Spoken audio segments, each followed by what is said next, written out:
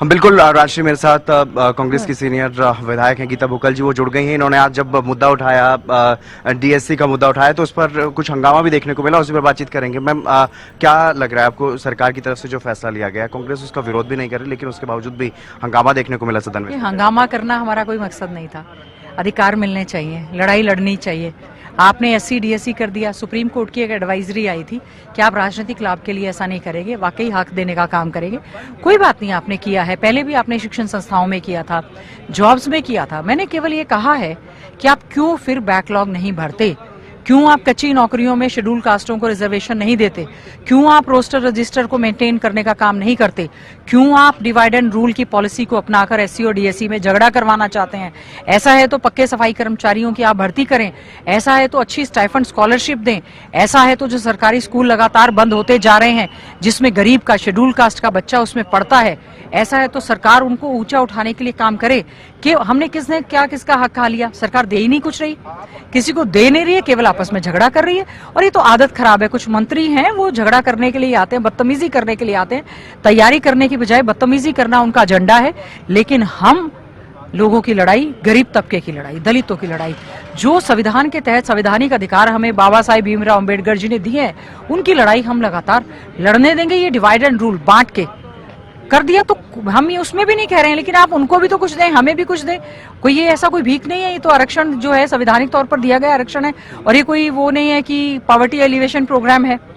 ये तो आपको जॉब्स में भी, अपलिफ्टमेंट के लिए भी, सोशल जस्टिस के हिसाब से भी, जो सदियों सदियों से भेदभाव होता आ रहा है, इन्होंने तो एक फॉर्मूला निकाल लिया कि किस तरह से जाट, नॉन जाट, कैसे एससी, डीएससी, ओबीसी, मतलब इस तरह से जो धर्म, जाति, बिरादरी के नाम पर जो भिड़ाने का काम बीजेपी के एजेंडा में रहता है, उसी पर ही ये लोग काम करने का काम करें।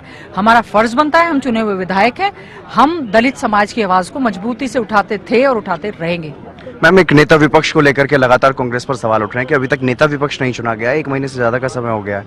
क्या वजह मान रही है, क्यों देरी हो रही है? क्योंकि कई तरह की आवाजें उठ रही हैं। कोई बात नहीं, देखिए ऑलरेडी जो है सीएलपी की मीटिंग हुई थी और सभी विधायक साथियों ने ऑब्जर्वर्स को सिंगल लाइन रेजोल्यूशन करके कांग्रेस हाईकमांड को ऑथराइज कर दिया है। क्योंकि इस समय महाराष्ट्र में, झारखंड में और वायनाड में भी चुनाव थे, कई जगह बाय इलेक्शन थे, तो पार्टी उसी में बिजी थी। कांग्रेस पार्टी के एआईसीसी का हमारे हाईकमांड का ही जुडिक्शन है और उम्मीद करते हैं अतिशीघ्र वो नेता प्रतिपक्ष जो है उसका नाम देने का काम करेंगे। राज्यपाल के अभिभाषण को किस तरह से देख रहे हैं आप? देखिए, राज्यपाल महोदय का अभिभाषण हुआ, उन्होंने पढ़ा, कॉपी पेस्ट था, सबका साथ, सबका विकास, सबका विश्वास का नारा दिया गया। नारे तो बहुत अच्छे अच्छे देते हैं। हमारे क्षेत्रों के साथ पहले भी भेदभाव हुआ क्योंकि कांग्रेस के विधायक हैं, हम लगातार आवाज उठाते रहे, रोड्स की, इंफ्रास्ट्रक्चर की, पावर की, जो है रोड्स की और आवारा पशुओं की, पार्कों की आवाज हम उठाते रहे। हमारे इलाके के साथ भेदभाव हुआ, कोई भी विकास के कार्य नहीं किए। और अब हम जब कांग्रेस के विधायक चुनकर आए हैं तो बीजेपी के जो चुनाव लड़े या दूसरे नेता धमकी दे रहे हैं कि हमारी पर्चियों से काम होंगे यहाँ पर, तो फिर हम ये कह रहे हैं क्या फायदा फिर सबका साथ कहने का? हम लोग चुने हुए विधायक हैं और आप बेटी बचाओ बेटी पढ़ाओ का नारा देते हैं, रक्षक भक्षक बन गए हैं इस प्रदेश में और उनकी आवाज उठाना भी एक गुनाह बन गया है। तो मैं ये समझती हूँ कि राज्यपाल महोदय ने अभिभाषण दिया है। हम उम्मीद कर रहे थे कि पिछला घोषणा पत्र, उसमें क्या क्या काम हो गए हैं वो गिनवाते और ये इस बार की गारंटी संकल्प पत्र में वो बताते कब 2100 रुपए लाडो के योजना के तहत हर बहन के खाते में आएंगी, कब 100-100 गज के प्लॉट गरीबों को दिए जाएंगे, कब युवाओं को पक्की नौकरी दी जाएगी, कब जो है डंकी के माध्यम से इलीगल तरीके से जो हमारा युवा प्रदेश और देश से पलायन कर रहा है, जो बहुत बड़ा चिंता का विषय है, कब इसमें ये बताएंगे कि प्रशासन के संरक्षण में किस प्रकार से ड्रग्स माफिया यहाँ पर पल रहे हैं, ड्रग्स दिया जा रहा है। बहन बेटियां जब हम गाँव में जाती है रोती हैं कि हमारे परिवार उजड़ गए।